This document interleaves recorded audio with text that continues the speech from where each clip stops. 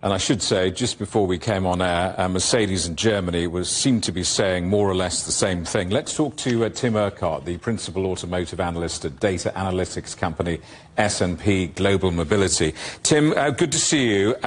Let's start with Nissan's warnings for the European car industry. I mean, they're pretty chilling. Is there any way back from this? Will governments back down on net zero?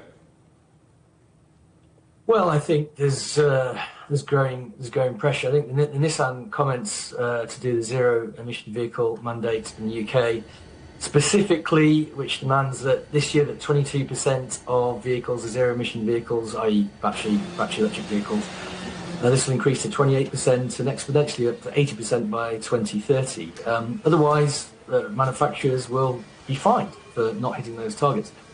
And I think what we're seeing on the ground, especially in the UK market, to use as an example, is it's pretty chaotic at the moment. You know, OEMs and dealers are being forced to sell a certain, quite a high level percentage of zero-emission vehicles, and it's kind of skewing the entire market.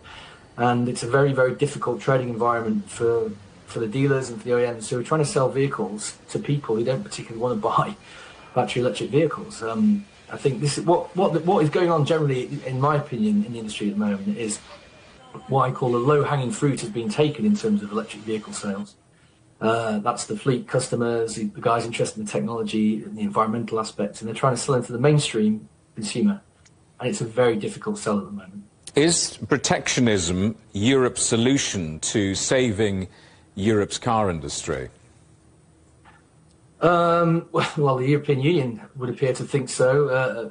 Ironically, it appears, obviously, when you look at the whole tariffs that the EU has applied on Chinese battery electric vehicle imports, when you actually speak to the manufacturers themselves, especially the German manufacturers, they have been against the idea of tariffs since they were announced. I think, was it June or July they were first announced, and they've just been implemented properly recently in terms of them going into action.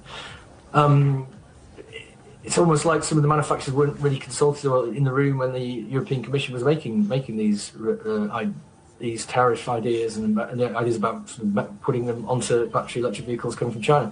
So yeah, it's very, very difficult because the whole environment is being skewed by the move to electrification at the moment. I think basically the entire industry, from the OEMs, legislators, and even possibly people like us, have possibly underestimated the difficulty and the task of this movement. And is that the same story for both Ford and Volkswagen as well? Are they simply legacy companies who are just desperately struggling, climbing into this new world? Well, I think Ford's difficulties are a little bit different to Volkswagen's. Basically Ford's market share and presence in the European market has been under attack for probably a couple of decades now. They have basically hollowed out their entire mainstream model strategy. So vehicles like the Fiesta are mainstream of the European car market for 40 odd years, if not more. They've stopped making that model. They're going to stop making the Focus next year. They want to move to being a purely electric brand. They've taken a little bit of a step back in terms of that strategy. I mean, in terms of the two new electric vehicles that Ford have recently introduced, I think they started production of the Explorer in Germany in July and the new Capri in September. And for them already to be announcing plant stoppages and part-time working is extraordinary, really. I mean, it's slightly unprecedented without wanting to be too scaremongering about it all. Volkswagen's problems are legacy issues that go back decades, and it's the structural inefficiency of their German operations, the incredibly high salaries that the German workforce get, amongst the best in the world, paying conditions as well, an extremely expensive business to run, and it needs radical surgery, and that's what VW's management are trying to do. But just in Germany, culturally, VW is a national treasure, isn't it? I mean, it really is up there with Germany's crown jewels. For this company to be even contemplating closing factories is an enormous shock in that country, isn't it? It's huge. I mean, like you say, it is a symbol of German economic and industrial power, VW, and it is monumental. I described it the other day as the biggest industrial conflict in Germany's history, and I think that's what's happening in Wolfsburg. Well, not I think the talks happening elsewhere than Wolfsburg, but yeah, it's the third round of those negotiations is starting today, and you have the management going in and saying, well, we need to cut salaries by 10%. We need to potentially look at closing up to 3 plants. So I don't think they've officially confirmed that, but I think it's pretty much well known that's what they want to do. And yet you have IG Metall, Germany's biggest industrial union, who's representing its workers, and the all-powerful VW Works Council, representing their members there, saying, well, we want pay increases.